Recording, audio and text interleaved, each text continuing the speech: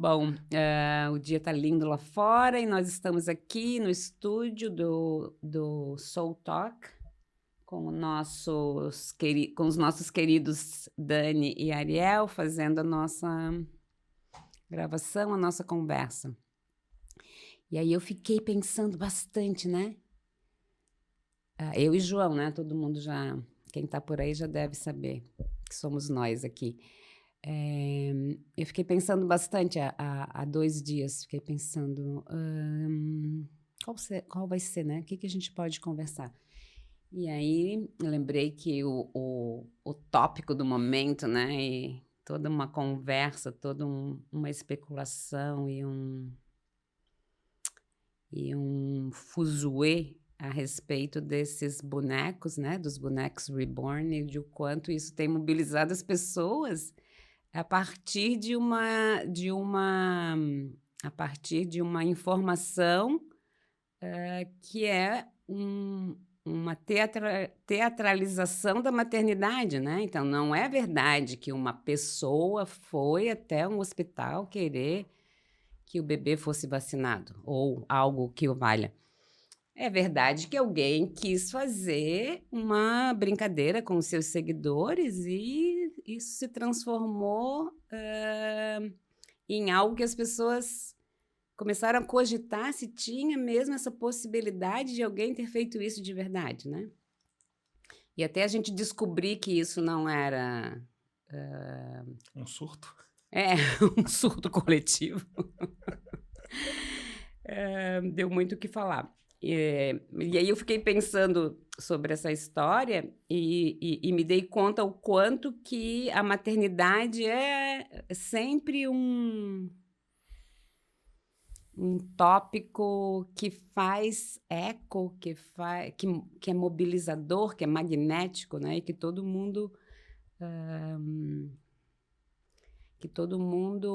tem uma opinião, tem uma sensação, pode compartilhar a respeito, né. E aí me dei conta que assim também é na abordagem sistêmica, né, o Uhum. quanto que a maternidade é o nosso a maternidade e a paternidade, mas a maternidade, como ponto focal, o quanto que isso também nos mobiliza como Sim, terapeutas, né. E aí sim. falei: deve ser mais um momento de a gente falar sobre mães". Mas e é interessante, né, porque é uma experiência que ninguém escapa, ou Uhum, sendo ou se relacionando com, uhum, né. sim.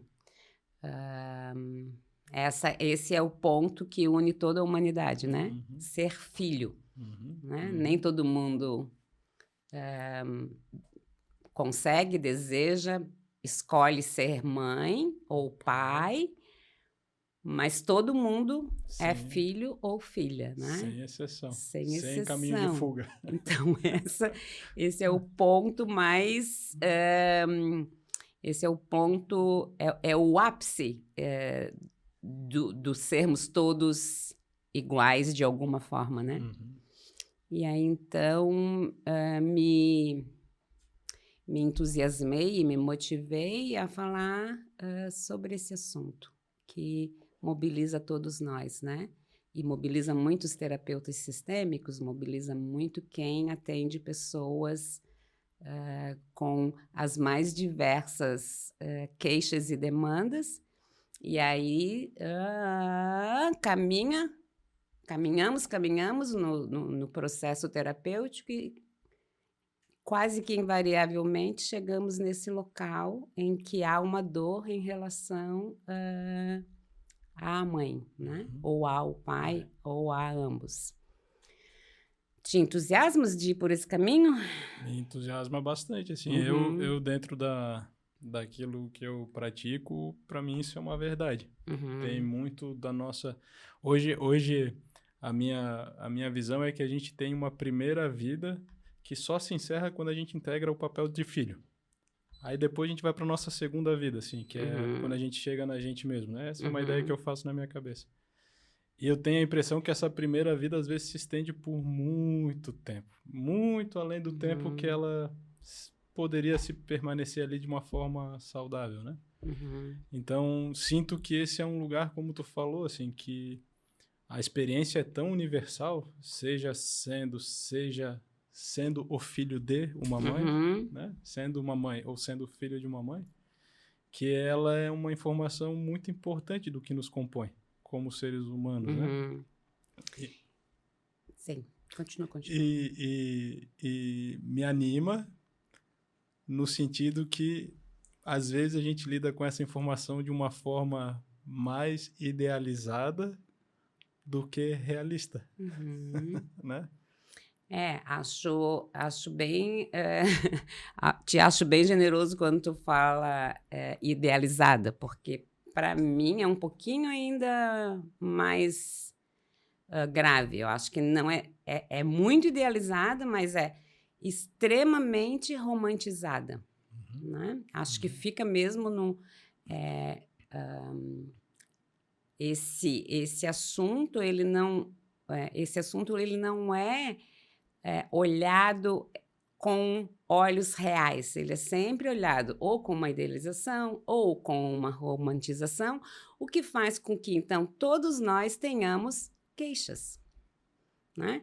Porque se nós olharmos com olhos reais para isso que é o nosso nascimento, nós, a partir de um certo costume com essa ideia real, perderíamos a idealização e a romantização e, por consequência, as nossas queixas em relação aos nossos pais. Que chato! Né? Então, idealizar, eu acho que é um nível, mas romantizar é um nível mais que traz um agravamento, e as queixas estão ali. E as demandas em relação aos nossos pais ficam muito por conta dessa romantização, dessa idealização e desse jeito de olhar para algo que é muito menos romântico e muito menos... perfumado, decorado. Perfumado, né? É muito menos. Então, eu já falo sobre isso há muito tempo, mas sempre falo de um jeito que, depois que eu falo... Não, antes de falar, eu sempre digo, se alguém disser que eu disse isso, eu vou desmentir. Eu nego. Eu nego. Não contem isso para ninguém, né? Mas essa minha compreensão, essa minha percepção tira muito desse romantismo e dessa idealização no papel de pai, de mãe, de pai e de mãe. Que nós estamos muito habituados a ouvir, e aí depois passamos a repetir, que quando nasce uma criança... Nasce uma mãe. Nasce uma mãe. E aí é que começa a tal da romantização, né? Que então todos nós nascemos a partir de um esforço das nossas mães, né? E quando então nascemos, se a nossa mãe nasce, também nasce uma mãe a partir desse lugar meio dramático, meio ser mãe é padecer no paraíso, né? E eu gosto muito de dizer, e aí vou dizer isso agora pela primeira vez diante das câmeras, que a mãe não nasce no nascimento do filho, né? A mãe nasce na hora da concepção. Ali é o nascimento da mãe.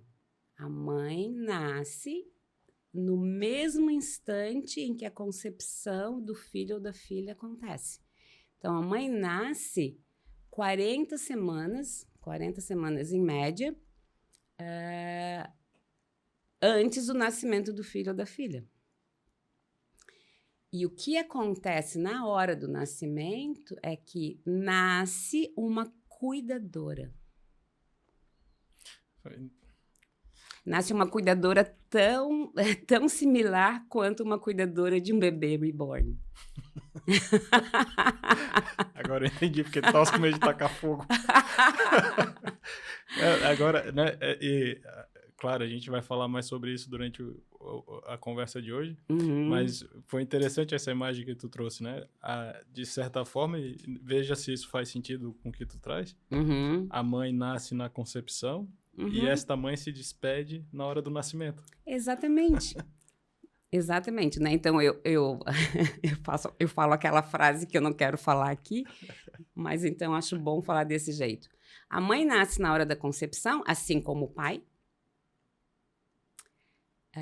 e a mãe se despede na hora do nascimento do filho. A partir do momento que o filho é parido, a partir do momento que o filho é entregue para a vida, a partir do momento que a mãe dá o filho à luz, a mãe se despede. E aí quem toma o lugar... Nossa, deu até uma tristeza agora.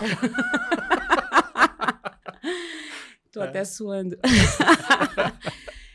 Quem toma o lugar é a cuidadora, que não é divina, é humana, que não pode ser santificada até que o filho faça 40 anos no mínimo.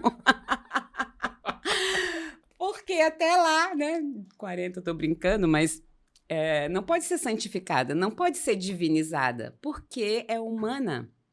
E por ser humana, tem todo o direito de errar, de meter os pés pelas mãos, de não saber o que fazer, de se desesperar, de deprimir, de se chatear, de perder o controle. Então, uma cuidadora nasce e ela tem direitos, como ela é humana, ela tem direitos a erros e acertos e ajustes, né? Que essa é a grande dor das mães, né? Das mães romantizadas, idealizadas, de não serem boas para os seus filhos.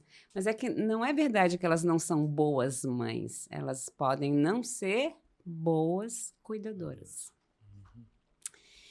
E aí, quando a gente olha com essa lente, quando a gente olha para a maternidade com essa lente, algo se desfaz mesmo. Fala assim, pô... E algo se faz também. Porque, de repente, a minha mãe foi perfeita. Perfeita! Porque eu tô aqui. Porque tu estás aqui. Ela me formou. Ela te formou. O corpo dela teve a capacidade de produzir... Eu gosto muito dessa frase que eu um dia falei e ela ficou. O corpo dela teve a capacidade de produzir 20 unhas. Uhum. Sim. Não é uma, meu caro. Uhum. 20. Teve capacidade de produzir essa barba maravilhosa que ele... Foi o corpo da mãe que produziu cada fio, cada célula, cada detalhe desse corpo que ela entrega para a vida. Então, quando Bert falava da perfeição das mães, ele não estava falando da perfeição das cuidadoras. E isso é uma confusão enorme. E é por isso que nós somos muito mal falados por aí. Uhum. Porque mães perfeitas... ser uma mãe perfeita é muito diferente de ser uma cuidadora perfeita. Uhum. Uhum.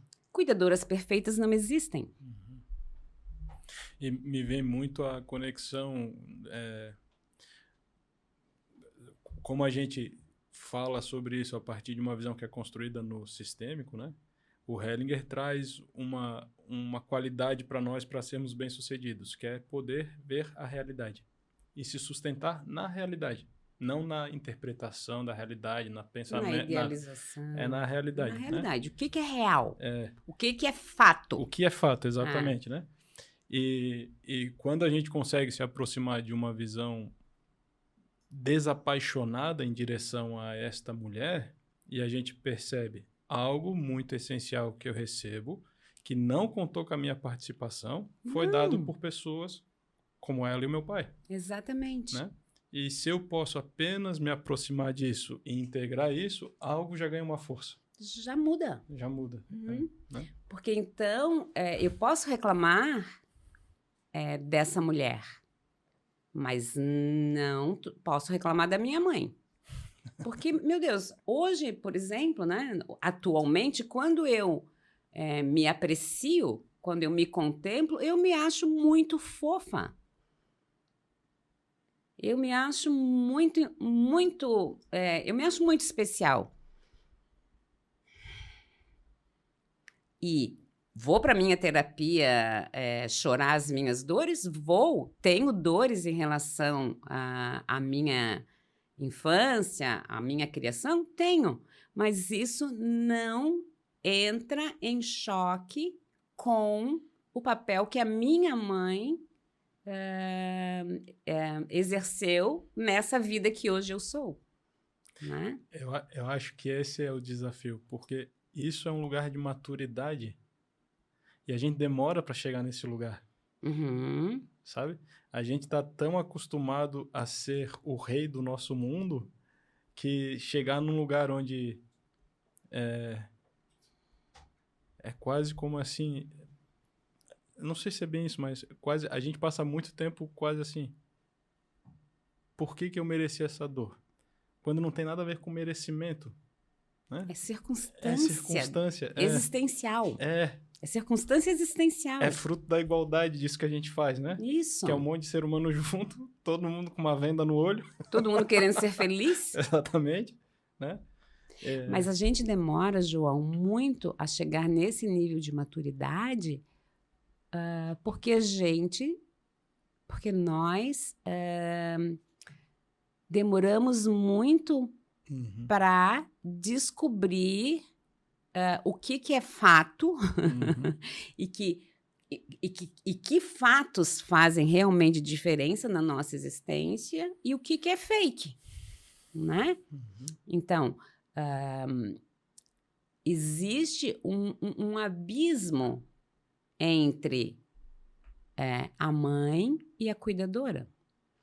E a maioria das queixas que nós ouvimos e que nós fazemos não é em relação à nossa mãe. Alguém te diz, por exemplo, nos teus atendimentos, a minha mãe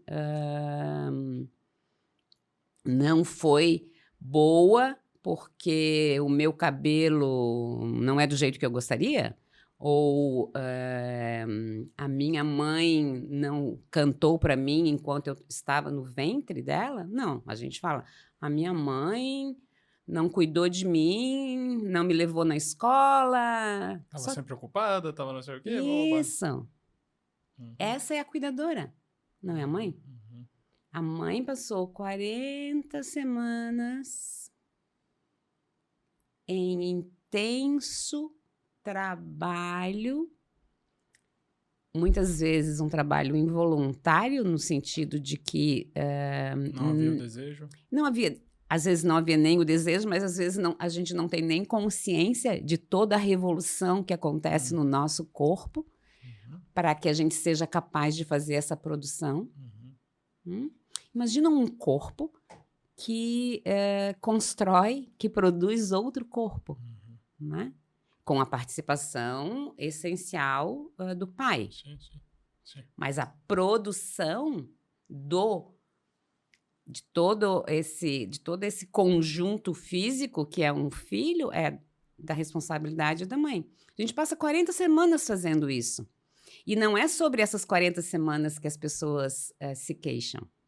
Então, ninguém... Essa frase é boa. Isso, não é... Então, ninguém se queixa sobre a sua mãe.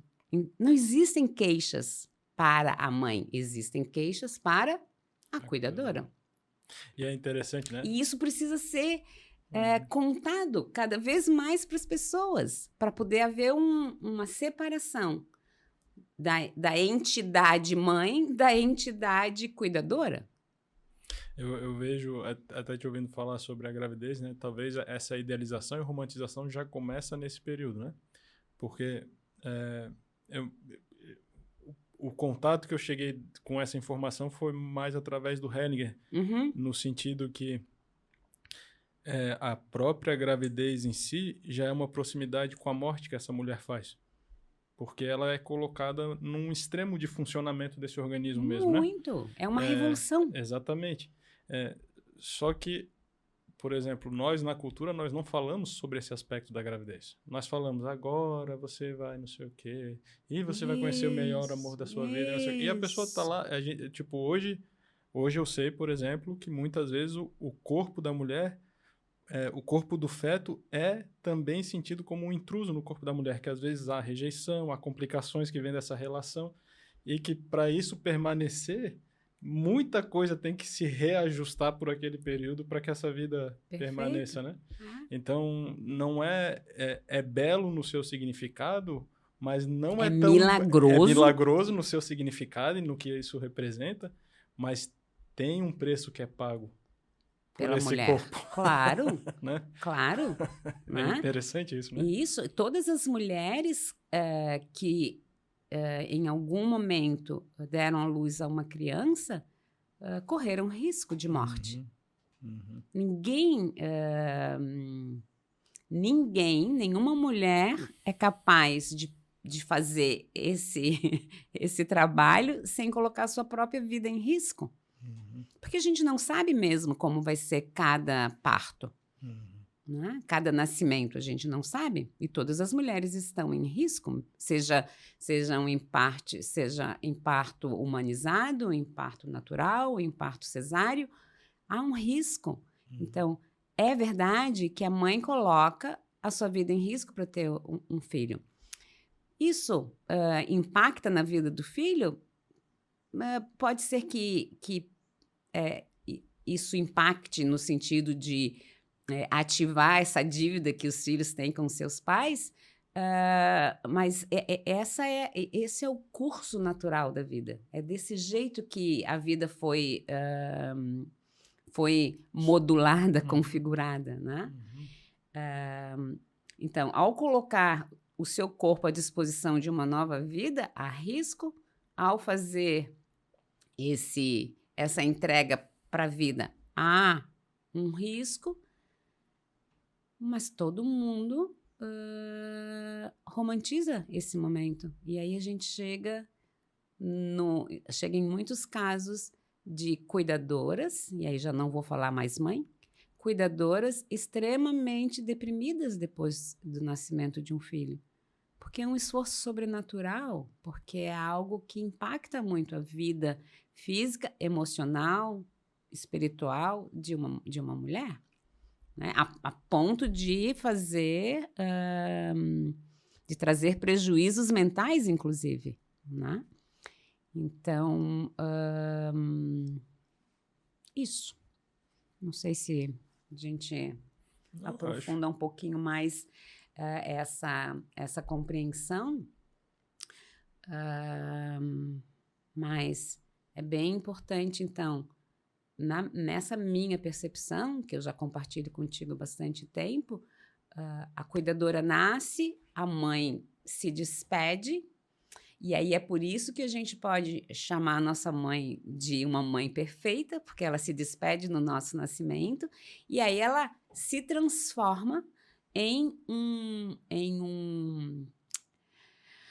Ai, não sei muito bem nunca como falar, às vezes eu uso uma palavra que eu também não gosto muito, mas é quase como se a mãe se transforma em uma substância dentro do próprio filho, para ser, então,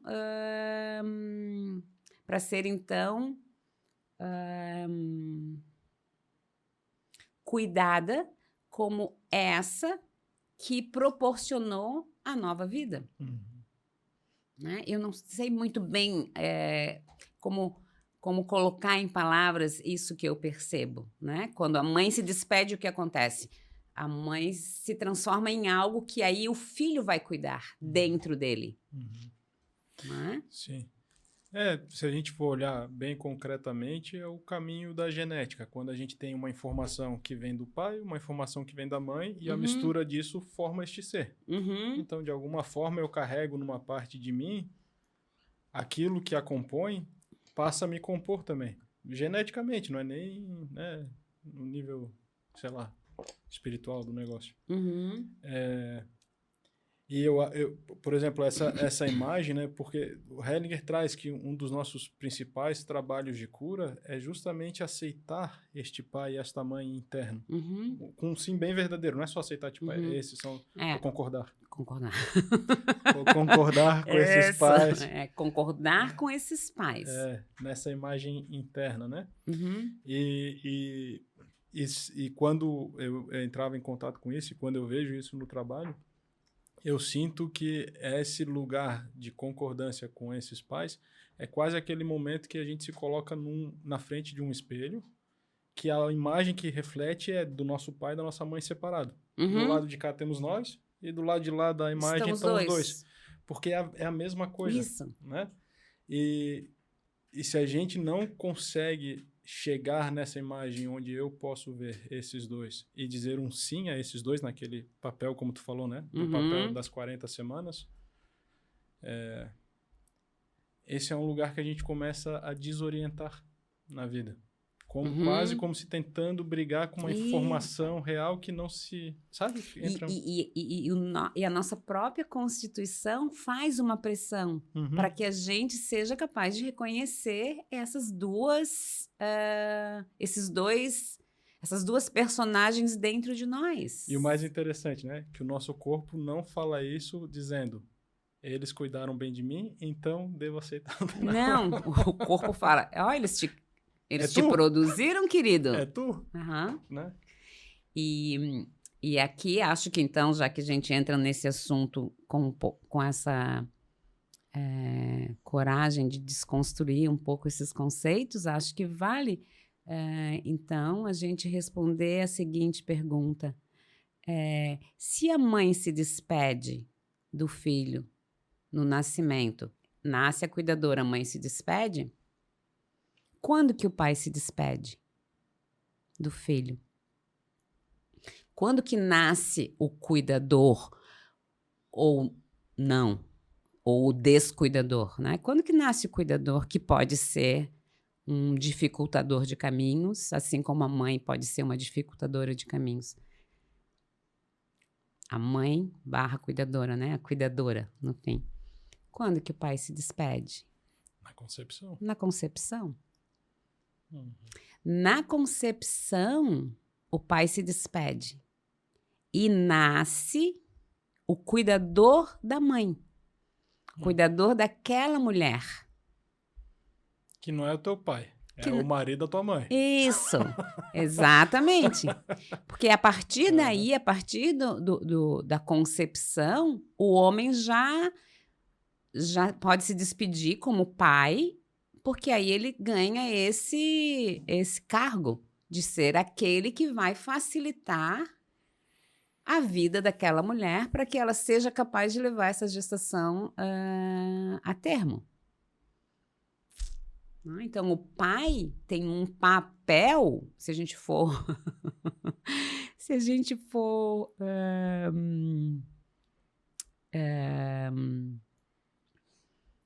temporizar, o pai tem um papel ativo de uns 30 minutos. Né? Contando com a preliminar, com o ato e com... Eu ia fazer uma brincadeira muito fora de hora aqui, mas eu vou me segurar. Segura. Mas Então, vamos dizer, eu não tenho a informação, talvez devesse ter olhado para isso, quanto tempo que o espermatozoide leva para encontrar o óvulo, em média, né? Enfim, mas é esse tempo. O espermatozoide encontrou o óvulo e a fecundação aconteceu, o pai já era. Ele já se torna essa substância que um dia vai ser cultuada pelo filho, pela filha. E essencial também, né? E essencial. Porque aí quem nasce é o cuidador, da mãe primeiro. Esses E dias, depois, quando o filho é nascido, é parido, é liberado para a vida, nasce o cuidador do filho. eu tava vendo, só um pequeno parênteses, Uhum. eu tava vendo eu nem me lembro quem foi que falou, mas nessas buscas de internet, né? E porque tem uma coisa que é interessante, né? Percebe quando uma mulher tá grávida, assim, como naturalmente meio que a comunidade começa meio que a proteger de alguma certa forma. Tem os Sim, cuidados e sim, tem uma... isso É muito interessante. tem Mas, leis, né, tem... para cuidar de uma grávida. E o nosso comportamento, de certa forma, muda. Porque mesmo que a gente não faça nada, meio que a gente tá ligado que tem uma grávida no recinto, fica olhando e Isso. tal. Isso não acontece com homem, obviamente, ninguém se importa, né? Obviamente, não. E daí o cara falando uma coisa que é muito interessante, né? Pela diferença de papel pela geração de vida, a mulher é um recurso raro, o homem é um recurso dispensável, porque o papel dele é tão... É, Se ele ele também é... tem mais 10 para fazer aquilo ali, né? Isso, até porque do jeito que a natureza foi configurada e construída, um homem pode engravidar várias Exatamente. mulheres em um dia. Isso, é nesse sentido Ele da pode raridade. engravidar uma mulher a cada Isso. relação sexual. E uma mulher só pode engravidar de 40 em 40 semanas. Isso, exatamente. É bem isso. Né? É exatamente. Então, até para esclarecer, né? Eu não estou falando nada sobre o homem valer menos. Não, sim, de não, forma alguma não, é de isso. forma alguma. Mas é bem isso mesmo, porque a mulher, a partir do momento em que ela se torna 40 semanas fora daquela função. Ela fica Fora. específica para isso. Para aquilo. E nesse tempo, um homem ele vai acabar... Ele pode fazer muitas coisas. né? E esse é o papel dele. Uhum. Né? Esses são os nossos papéis. Essas são as nossas funções. Né? E é assim que é. Posso fazer uma pergunta que eu acho que talvez não seja uma pergunta... boa de responder? E talvez não seja, talvez seja uma pergunta que, sei lá, seja meio estranha, né? Eu posso não responder? Pode. Eu gostaria de ouvir justamente o que tu tem a dizer sobre isso. Assim. Tem uma coisa que às vezes eu percebo hoje, é que às vezes há uma raiva em direção a esse papel da mulher. Como se fosse uma injustiça o homem permanecer com tão pouco desse trabalho e a mulher ficar com as 40 semanas. Né? Uhum. E esse é um lugar que me chama a atenção, essa energia que surge dessa comparação de alguma forma. Fala um pouquinho mais, João, deixa eu ver se eu consigo, perceber o que... Às vezes, o que eu percebo é que às vezes o fato de caber ao corpo de uma mulher a gestação, essa tarefa, e em comparação com o papel do homem, que é a fecundação em si, é como se tivesse uma raiva nesse papel. E quem sente essa raiva na tua... Mulheres. Sim, porque... Sim, verdade. Porque se nós formos olhar só para a gestação, isoladamente, é muito desigual a tarefa de um e a tarefa do outro. Né? É muito desigual. Se nós desfocamos um pouco da gestação e a gente puder olhar um pouquinho mais amplamente, então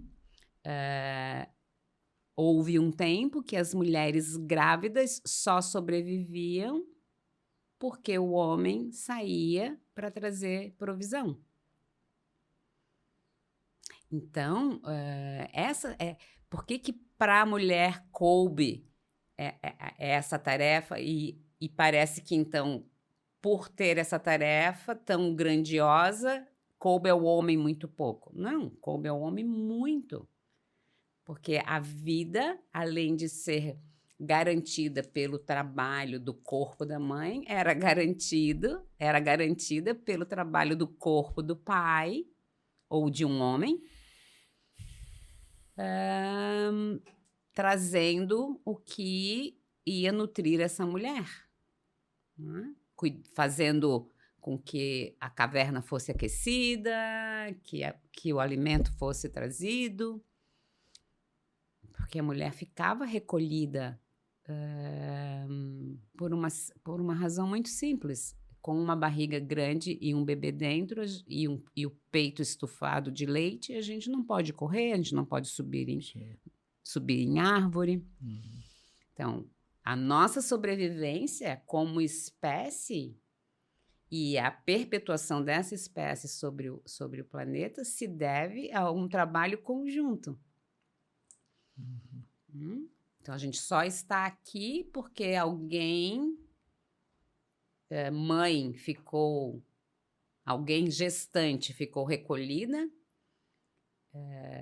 cuidando dessas 40 semanas para o nascimento, e alguém, homem, foi buscar comida, água.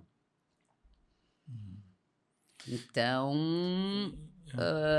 é agora que é mais desigual. Sim, porque as relações mudaram. Porque, exatamente, e precisavam mudar, né? Mas agora, por exemplo, uma mulher grávida não fica recolhida esperando ser cuidada, né? Então, parece que o esforço do homem diminuiu. Os tempos mudaram. E também é algo que está movimentando, de certa forma, né? É como se a gente estivesse num... coisas...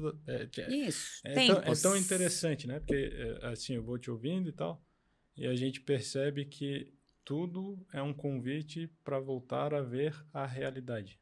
Ao invés o que é real, o que é fato. Que é o que está acontecendo, Isso. o que acontece, o que está. Isso. Né? Não é o que eu acho que é o que está. Né? Interessante. E, ao mesmo tempo, é interessante, né? Como se é necessário ter essa chamada para a realidade, em que lugar nós estamos vivendo, né? Parece que a presença não está aqui. Está sempre... E a gente perde de vista o que é realmente Isso, o fato. Eu atendi uma pessoa há 2 meses, mais ou menos, 3 talvez, e uma vez só, um atendimento, não foi uma constelação, foi um atendimento, uma conversa. 60 e pouquinhos minutos. A queixa era sobre a família de origem. Eu trouxe só essa conversa, expliquei para essa pessoa o que é mãe, o que é cuidadora, como que é, uma conversinha. Primeira vez que eu a via, ela é um case de super sucesso. Ela mudou muito. E ela veio uma segunda vez que nem foi para um atendimento, ela só veio me relatar o que tinha acontecido com ela a partir daquela conversa, na qual ela entendeu que ela podia deixar a mãe dela em paz, que ela podia deixar o pai dela em paz e ter as broncas que ela tem em paz. Em paz com os cuidadores dela. Ter as broncas em paz. Isso. Né? Então, falei para ela, querida, teu pai não foi ausente, meu amor. Porque naquela meia hora ele estava bem presente, porque se ele não tivesse presente, não tinha filha. Quem sumiu, quem foi descuidado foi o teu cuidador. O cuidador é ausente, mas o pai é sempre presente. Por isso que o pai também é perfeito. Por isso que a mãe é perfeita, por isso que o pai é perfeito, porque ambos estavam ali, presentes, para que essa vida pudesse ser configurada. E aí eu falei para ela, meu Deus, aprendeu muito rápido. Não só aprendeu, mas aprendeu aqui dentro. Apreendeu a informação e deixou com que essa informação se consolidasse. Uma coisa assim, só para ilustrar, no dia que ela saiu do atendimento, depois de 2 horas, ela estava numa agência de viagens, programando a tal viagem que estava programada, só no sonho e na ilusão, O dinheiro existia, as condições de tempo existiam e ela não conseguia dar esse passo para realizar esse sonho. E depois do atendimento, 2 horas depois, ela estava comprando essa viagem. Ela vai viajar agora em junho, para uma viagem super uau que ela gostaria muito de fazer e ela nunca tinha tido coragem, porque se sentia em restrição em relação à vida, já que tinha tantas queixas do pai e da mãe. Não tem queixa do pai e da mãe. Ninguém tem queixa de pai, sobre pai e mãe. Todo mundo está em paz com seu pai e com sua mãe. Todos nós. Porque não é factível não estarmos em paz com eles. Eu às vezes trago isso quando eu dou aula de... A verdade é que todos nós já dissemos sim para os nossos pais, senão a gente não estaria aqui. Senão a vida não se instalaria. O que acontece depois é que o filho resiste a essa informação. Exatamente. A esse sim que já foi dado. Já foi dado. Né?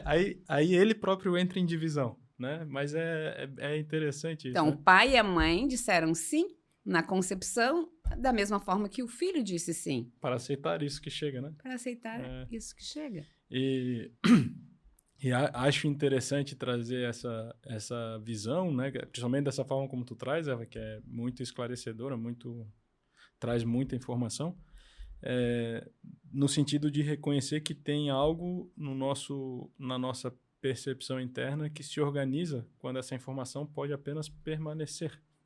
Ok, este é meu pai. Ok, esta é minha mãe. Isso. Né? Que não tem nada a ver com estar abraçado a estes pais, não tem nada a ver a não estar sempre sorrindo para esses pais, dizer, abaixar a cabeça sim, mas não no sentido de somente cumprir a expectativa. Isso. Né? Baixar a cabeça sim, porque é o que nós fazemos, mas não é uma... Não é uma submissão. Não é estar serviçal aos pais. Isso. Né? Então, e tem algo que internamente se organiza e, de repente, se acalma. Quando estes pais podem estar no lugar que eles já estão. Já estão. A gente só reconhece o lugar que eles já estão e aí a gente pode, inclusive, romper com os nossos cuidadores. Por favor. Disse ela sorrindo. Disse ela abrindo um sorrisinho. Por favor, terapeutas, liberem seus clientes para que eles possam romper com pessoas que lhes são pesadas, que lhes são cruéis, né? Eu tenho clientes que precisaram romper com seus pais, com suas mães. Mas isso não quer dizer que eles não tenham reconhecido o lugar devido da sua mãe dentro de si. Mas rompe com a cuidadora. Porque a cuidadora é cruel, porque a cuidadora não se cuida e pesa sobre essa vida. Mas é interessante, né? Como este é um lugar maduro, porque é romper sem excluir. Romper incluindo. Exatamente. Isso. Porque não é nem sem excluir, a criança, João. Sim. É romper incluindo. Porque a criança não sabe fazer esse movimento. Não. Ela não sabe. Para ela romper é tirar da vida. Isso. O adulto sabe. Ou o adulto aprende. E isso não quer dizer que essas pessoas, os cuidadores, não possam ser olhados com bons olhos. Sim. Eles vão ser olhados com bons olhos como pessoas. Eu vou respeitar o destino deles, mas eu vou dizer, preciso me cuidar. Preciso me preservar. Esse é um dever que nós temos, um direito e um dever. Preservarmos o nosso bem, o nosso bem-estar, o nosso bem-ser. Né? Temos uma pergunta do Cláudio.